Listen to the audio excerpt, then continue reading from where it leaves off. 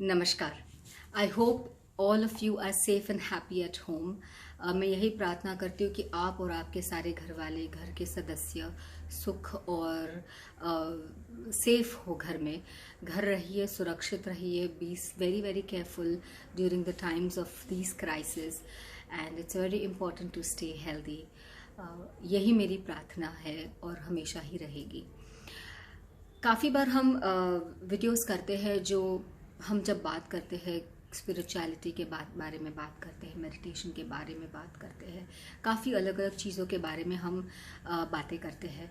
But मैंने सोचा कि क्यों ना इस बार हम लोग बात करें कविताओं की, सूफिज़म की। एक बहुत ही ब्यूटीफुल सी तरीका है जिससे हम अपने और अपने परमात्मा से जुड़ जाते हैं। वो है प्रेम संबंध से। जब आपका और आपके परमात्मा से प्रेम संबंध होने लगे और उसी it's a beautiful love story between you and your divine God. अब ये किस तरीके से हम इसको एक्सप्रेस कर पाते हैं? जब जब आपको लगे कि आपको एक कनेक्ट फील होता है तो आपको आपके परमात्मा से एक ब्यूटीफुल सा लव रोमांटिक रिलेशनशिप लगता है। और इसको बहुत ही खूबसूरत तरीके से सूफी पोएट्स ने या फिर काफ़ी और डिफरेंट पोएट्स ने बहुत सुंदर तरीके से इसको दिखाया है और बताया भी है in many poetries, in many writings, in many pieces of work. मैं ये भी कहती हूँ कि आपको अगर आपके दिल में परमात्मा की चाह हो और आपको अगर लगता है कि you have that desire for the God, love of God, then आप जो भी चीज़ पढ़ोगे, आप जो भी पीस ऑफ वर्क या पोइट्री पढ़ोगे, आपको नेचुरली उसमें एक आध्यात्मिक छोर नजर आएगा। You will feel connected with that piece of work और poetry any which ways because you will feel the love about it. And मैंने सोचा कि क्यों ना हम कुछ कविताएं पढ़ें which is again very beautiful.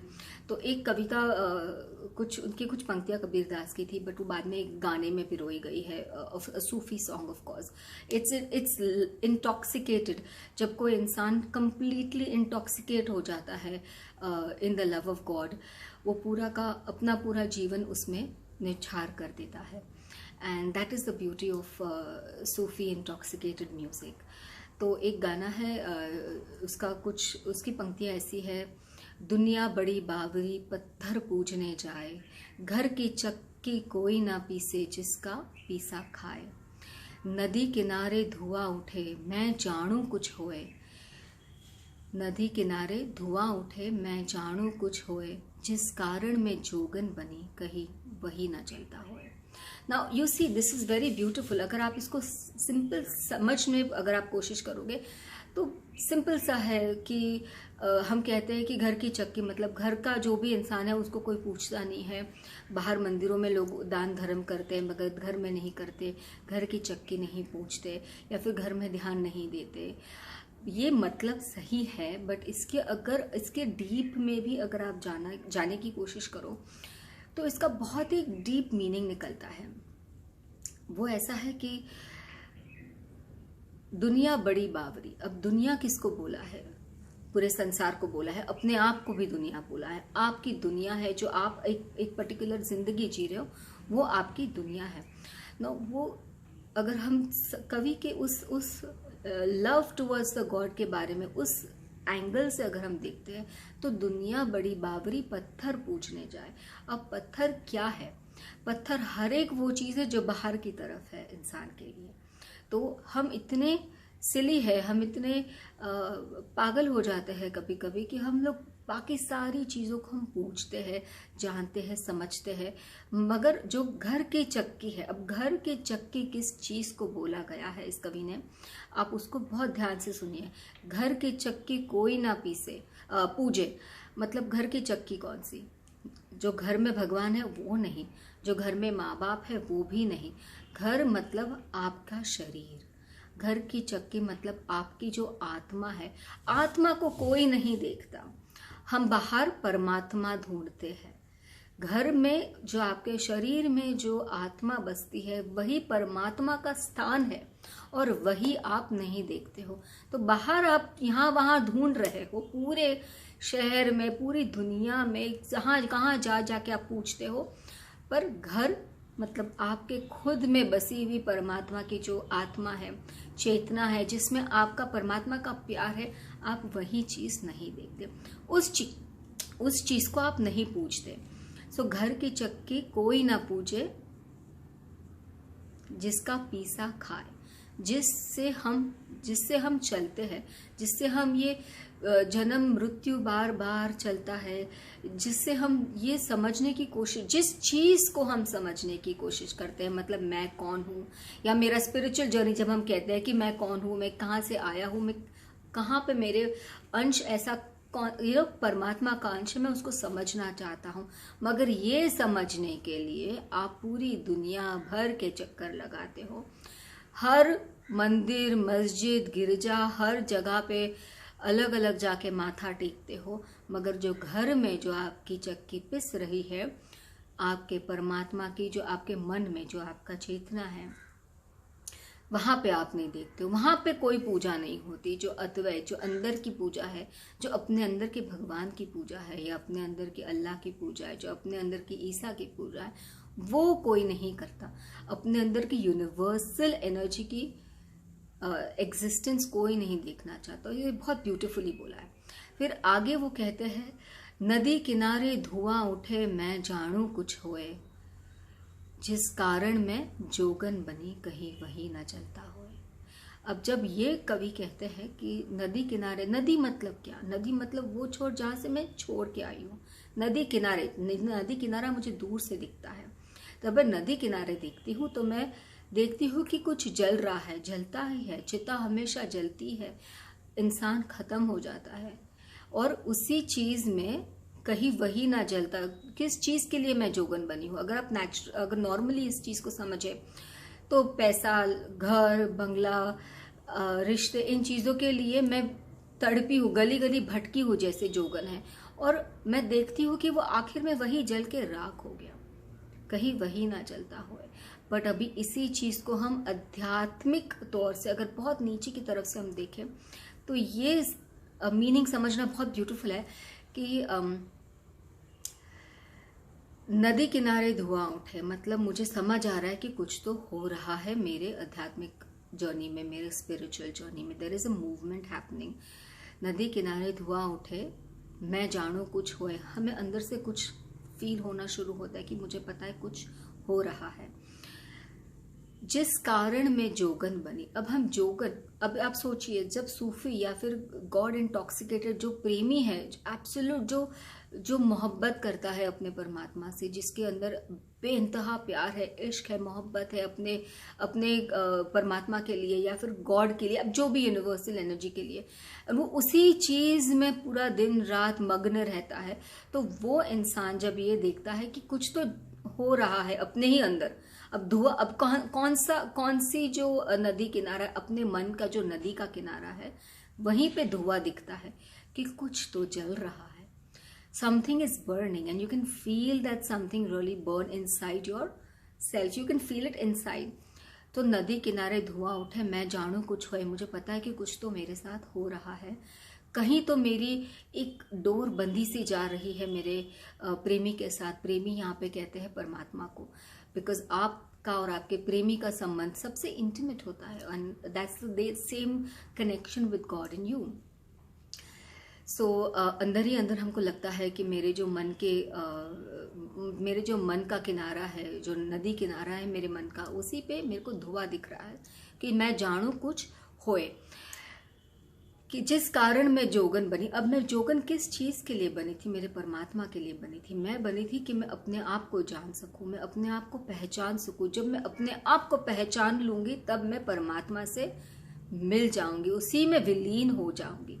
अब अगर मैं उसी में विलीन हो जाती हूँ, मेरे परमात्मा से मैं मिल जाती हूँ, मेरे दिल के उस डिजायर से मैं उस छवि से मिल जाती हूँ, और उसी में अगर मैं खो जाती हूँ तो मैं बचूंगी ही नहीं, मैं रहूंगी ही नहीं।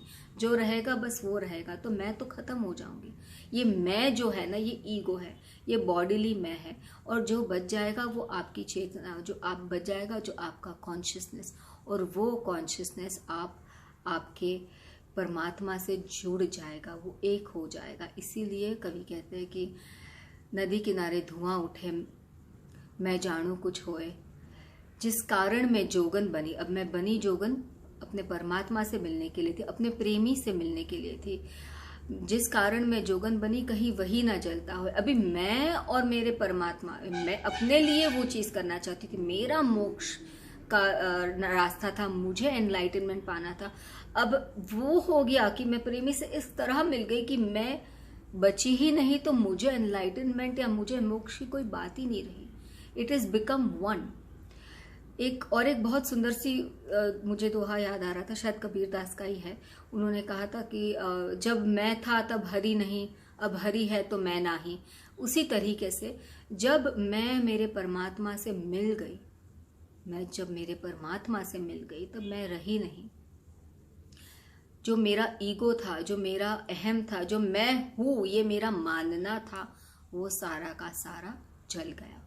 तो नदी किनारे धुआं उठे, मैं जानू कुछ होए, जिस कारण मैं जोगन बनी, कहीं वही ना जलता होए, जल गया। इसके आगे भी एक पंक्ति है जो कहते हैं कि नदी किनारे धुआं उठे, मैं जानू कुछ होए, जिस कारण मैं जोगन बनी, कहीं वही ना जलता होए। संग हर शख्स ने हाथों में उठा रखा है, जब से तूने मुझे दीवाना बना रखा है। जब से मेरे प्रभु ने, जब से मेरे परमात्मा ने, जब से मैंने ईश्वर ने, या जो भी आप, जैसे भी आप उसको देखते हो, अपने आप को देखते हो, आपकी जो इनर रियल सुपर कॉन्शियसनेस है, जब से उसने दीवाना बना रखा है, मेरा हाल ऐसा ही है। मैं जोगन बनी बनी फिरती हूँ, और एक दिन मेरे मन के जो किनारा है, नदी का किनारा है, वहां पे वो चिता जलती मिलेगी। वो चिता मेरी होगी, और खत्म होने के बाद मैं उस हरि से मिल जाऊंगी, या मैं उस परमात्मा से मिल जाऊंगी। It is about beautiful desire of love. It is complete, it's an absolute intoxication of love towards God. और वही प्रेम आपको हर जगह दिखेगा। It's extremely beautiful, I think this poem is. और एक बहुत सुंदर सी कविता है, मुझे बड़ी अच्छी लगती है, मैं वो आपको पढ़ के सुनाती हूँ। ये भी एक बार आप सुन लीजिए। इसका एक सिंपल सा मीनिंग है, उसका एक बहुत डीप सटल आध्यात्मिक मीनिंग भी है। दोनों मैं आपको समझाती हूँ। कविता ऐसी है। गम को दुनियादार बनाना पड़ता है, गम को दुनियादार बनाना पड़ता है, आंसू को भी आंखों तक आना पड़ता है। जाने किस रास्ते को सोच के निकले थे, जाने किस रास्ते को सोच के निकले थे, जाने किस रास्ते पर जाना पड़ता है। नई जमीनें रास्ता रोज नहीं देती, नई जमीनें रास्ता रोज नहीं देती, कभी कभी खुद को दोहराना पड़ता है। तुमसे रस्म राह बढ़ाने की खातिर, तुमसे रस्म राह बढ़ाने की खातिर किस किस की बातों में आना पड़ता है। अखबारों की सुर्खियां बनाना खेल नहीं साहिब, अखबारों की सुर्खियां बनाना खेल नहीं साहिब, चौराहे पर शोर मचाना पड़ता है।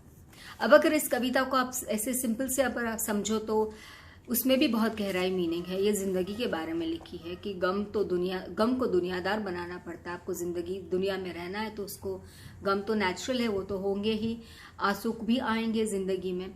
बट अगर इसी कविता को आप बहुत स्पिरिचुअली, बहुत आध्यात्मिक, एक आप ऐसे देखें जैसे आप अपने परमात्मा के प्रेमी हो, जो भी आपके मन में छवि हो, जब आप उनसे मिलने की चाह रखते हो, जैसे मैंने कहा मन में चाह, आंखों में तरस, जब दोनों चीज मिलती है तब प्रेम और मोहब्बत या इश्क की जो लेवल होता है परमात्मा के लिए, वो बहुत ही हाई हो जाता है।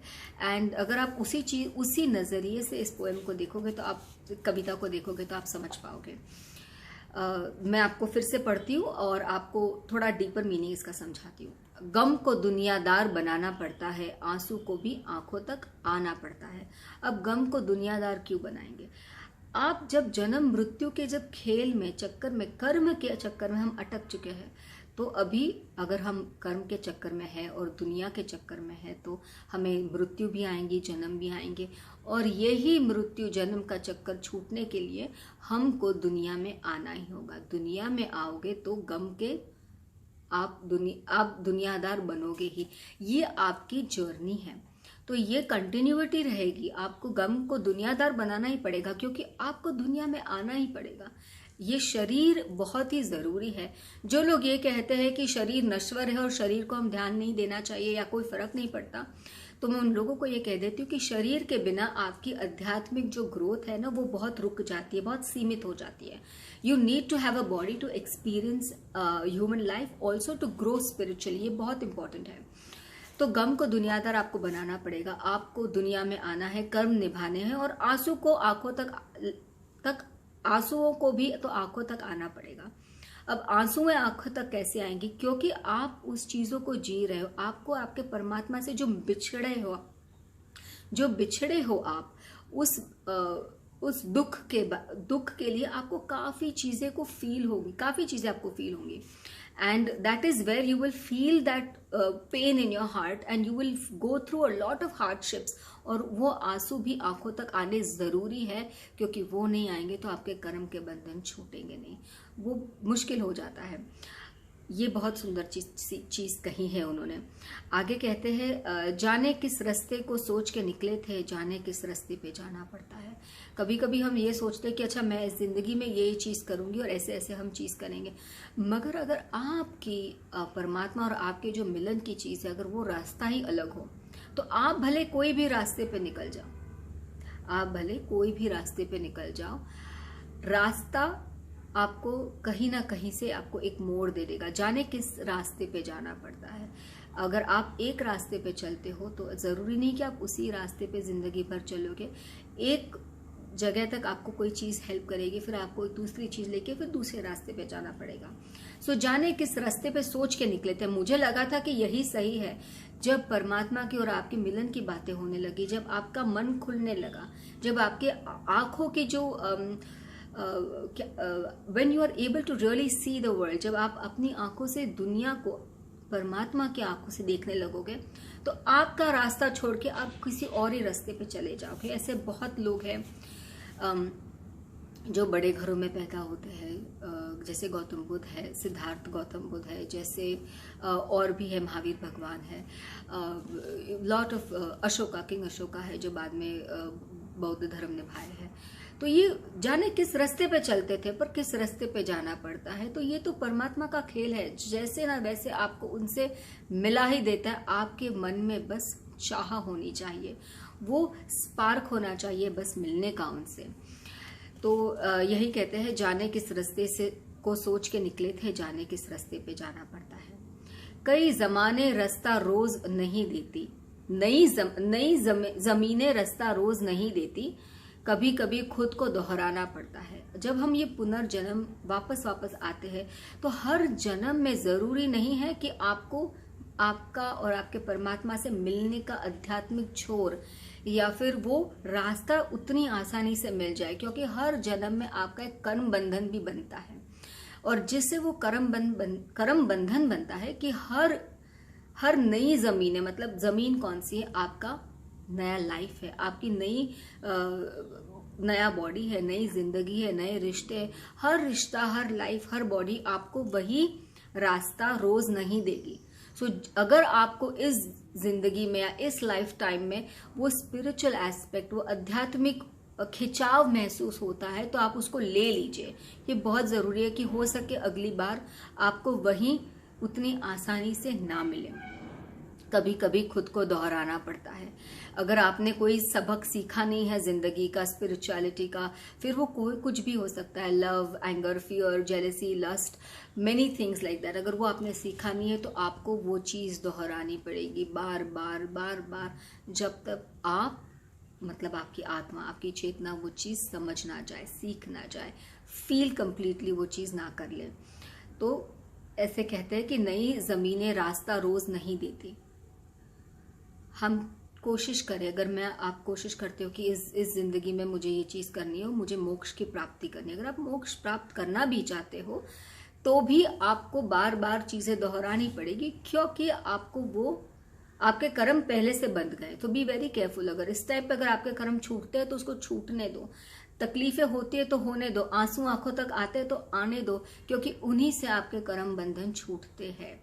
तो हर बार रास्ता रोज नहीं देती, कभी कभी खुद को दोहराना पड़ता है। तुमसे रस्मों राह बढ़ाने की खातिर तुमसे रस्म और राह बढ़ाने की खातिर किस किस के बातों में आना पड़ता है। अब यहाँ बहुत सुंदर तरीके से कवि ने कहा है कि आपसे जो प्यार का संबंध है, आपसे परमात्मा से जो प्रेम का संबंध है, इस चीज को बढ़ाने की खातिर कि मुझे किन किन गुरुओं, पाखंडियों, किन किन अलग अलग लोगों के चक्कर में आना पड़ता है, और आना ही पड़ेगा। जब तक वो आप आओगे नहीं तब तक आपको सच में सच क्या है उसका ज्ञान नहीं होगा, आपको फील होगा, आपको अलग अलग तरीकों से, अलग अलग लोगों से आपको गुजरना पड़ेगा। अगर आप इस जिंदगी में नहीं गुजरते हो तो आप पिछली जिंदगी में गुजर चुके होंगे, क्योंकि वो आपके लर्निंग लेसन है, वो आपका स्टेप्स है चलने का, परमात्मा से मिलने का। तुमसे मिलने के खातिर किस किस की बातों में आना पड़ता है। मुझे तुमसे प्यार है, मुझे मेरे परमात्मा से प्यार है। कोई कहता है कि मैं तुम्हें परमात्मा से मिला दूं, तो उसके चक्कर में आ गए, इसके चक्कर में आ गए। फिर मैं आपको वहीं ले जाती हूँ जो पुरानी कविता, जिसके पहले जो मैंने सुनाई थी। कहा था कि अपने अंदर जो आत्मा है, चेतना है, अपने अंदर के जो परमात्मा है, उसको हम पूछते नहीं, बट किस किस के चक्कर में आ जाते। करना क्या है, अपने अंदर के आत्मा को देखना है, मगर वो देखते नहीं, मगर सबके चक्कर में हम फंस जाते हैं। यही कह रहे हैं कि तुमसे रस्म और रिवाज बढ़ाने के खातिर किस किस के चक्करों में आना पड़ता है। फिर कहीं जाके तो प्रभु बता ही देते हैं कि आपको किसी के चक्कर में आने की जरूरत नहीं है। फिर कोई तो ऐसा आके बता देता है कि आप बस अंदर की ओर, आपका जो यात्रा है, जो आध्यात्मिक यात्रा है, वो अंदर की ओर, look inside, it's all within you, your entire existence is of God and you are a part of God and that's completely within you. So look inside and that is where you will find him. So ये बहुत सुंदर से लिखा है। आखिरी का लिखा है, अखबारों की सुर्खियां बनाना खेल नहीं साहेब, चौराहे पर शोर मचाना पड़ता है। अखबारों की सुर्खियां यहाँ पे किस चीज के लिए कहा गया है, मोक्ष के लिए कहा गया है। आपको अगर मोक्ष चाहिए या निर्वाणा चाहिए, या ये अखबारों की सुर्खी अपने दिल की है, अपने मन की जो सुर्खियां है, अगर इसका आपको न्यूज बनाना है या फिर सुर्खी बनानी है, सुर्खियां मतलब कौन सी सुर्खियां, कि हाँ मैंने मेरे परमात्मा से मिल लिया, या मैं मेरे परमात्मा के मुझे दर्शन हो गए, या मेरे मन में छवि है उनसे मेरी रूबरू हो गया, उनसे मेरी मुलाकात हो गई। अगर ये चीज आपको करनी है तो फिर आपको चौराहे पे शोर मचाना पड़ेगा। चौराया कौन सा है, चौराया मन का है। मन में क्या क्या है आपके, mind and heart. So you understand, आपका जो मन होता है वो बहुत ही चंचल होता है, और मन मालिक नहीं है, आपकी कॉन्शियसनेस, सुपर कॉन्शियसनेस मालिक है, मन नौकर है। पर होता क्या है, हम मन को मालिक बना देते हैं, तो गड़बड़ वहीं हो जाती है इंसानों की। मन मालिक बन गया, सुपर कॉन्शियसनेस और बाकी सारी चीजों का कोई लेना देना नहीं रहा। बट होना यह चाहिए कि मन मालिक है और मन नौकर है, और आपका सुपर कॉन्शियसनेस और आपकी आत्मा, चेतना, ये मालिक है। ये वो आपको बताएगी कि क्या करना है। तो अगर वहां पे आपको सुर्खियां बनानी है तो आपको चौराया कौन सा, मन का चौराया, कौन सा किस चीज का शोर मचाना पड़ेगा। आपको गुस्सा है, एंगर है, लस्ट है, फियर है, अटैचमेंट है, चिढ़ है, जेलेसी है, इन सब चीजों को अगर निकालना है अपने बॉडी से तो आपको बहुत मन को झुलझुलाना पड़ेगा, हटाना पड़ेगा, हिलाना पड़ेगा, तो जाके कहीं पे आपका मन बोलेगा ठीक है मैं छोड़ता हूं। सोचो अगर आपको बोला जाए कि आपका मोबाइल फोन मुझे दे दो, या आपकी गाड़ी मुझे दे दीजिए, या कुछ तो आपकी जो चीज आपको पसंद है वो मुझे दे दीजिए, आप दोगे? शायद नहीं दोगे। क्यों? बिकॉज आपको उस चीज से लगाव है, आपको उस चीज से आइडेंटिफिकेशन है। अब अगर सोचो मैं मन को ही कहूं कि आप अटैचमेंट छोड़ दो, बॉडी का जो अपना प्यार है वो छोड़ दो, रिश्तों पे इतना ध्यान मत दो, परमात्मा पे ध्यान दो, अपने अंदर की जो भी गंदगी, कचरा है, उस चीज को बाहर निकालो। अब इतने सालों से, इतने जन्मों से जो वासनाएं हमने जोड़ रखी है, आपको लगता है कि आप इमीडिएटली उस चीज को छोड़ने के लिए तैयार हो जाओगे? इंटेलेक्चुअली हाँ, बट सच में होगा नहीं। इसके लिए आपको बहुत मेहनत करनी पड़ेगी, और इसी मेहनत को कवि ने कहा है कि चौराहे पे बहुत शोर मचाना पड़ेगा, तब जाके आपको आपकी सुर्खियां अखबारों में, मतलब रास्ता वो मिलेगा जहां पे आप एनलाइटन हो सको या फिर मोक्ष प्राप्त कर सको। बहुत ब्यूटीफुल है ये कविता। मैं आपको एक बार फिर से पूरी सुना देती हूँ, शायद आपको इसकी क्या कहते हैं, इसका शायद आपको ब्यूटी और एक बार से बहुत सुंदर तरीके से समझ आ जाए। गम को दुनियादार बनाना पड़ता है, आंसू को भी आंखों तक आना पड़ता है। जाने किस रास्ते को सोच के निकले थे, जाने किस रास्ते जाना पड़ता है। नई जमीनें रास्ता रोज नहीं देती, कभी कभी खुद को दोहराना पड़ता है। तुमसे रस्म और राह बढ़ाने के खातिर किस किस की बातों में आना पड़ता है। अखबारों की सुर्खियां बनाना खेल नहीं, साहिब चौराहे पर शोर मचाना पड़ता है। मैं यही चाहूंगी कि आप भी अपने अंदर के परमात्मा से प्रेम करें। बहुत, लव इज सो ब्यूटिफुल। उससे आप एक अटैचमेंट नहीं बट प्रेम, एज इन संबंध ऐसा हो जैसे आपके अटूट प्रेम का संबंध हो अपने आप से, अपने परमात्मा से। और आप देखोगे कि बहुत ही ब्यूटिफुल रिलेशनशिप हो जाता है। जैसे आप कोई काला चश्मा पहनो तो पूरी दुनिया आपको काली दिखेगी, एक हल्का सा उसमें टिंच आएगा ब्लैकिश का। और उसी तरीके से अगर आप परमात्मा के प्रेम का चश्मा पहनोगे, एक इंटॉक्सिकेशन का चश्मा पहनोगे, उसी धुन में अगर आप रहोगे तो आपको पूरी दुनिया परमात्मा हर चीज में आपको दिखेंगे और आपको हर चीज से प्रेम होगा। आप जो भी चीज पढ़ोगे, देखोगे, a piece of work, a poetry और whatever it is, you will notice that everything is so beautiful and every piece of work that you read has a message from the divine for you, because वो आपसे connected तो रहेंगे ही क्योंकि आप उनके ही अंश हो। मगर आपको वापस जाना है, आपको वो आपके अंदर का ईगो की चिता जलानी है, वो धुआं आपको देखना है, वो तो वही है, आपको फिर जाना है वहीं पे। तो वो जर्नी आपकी है।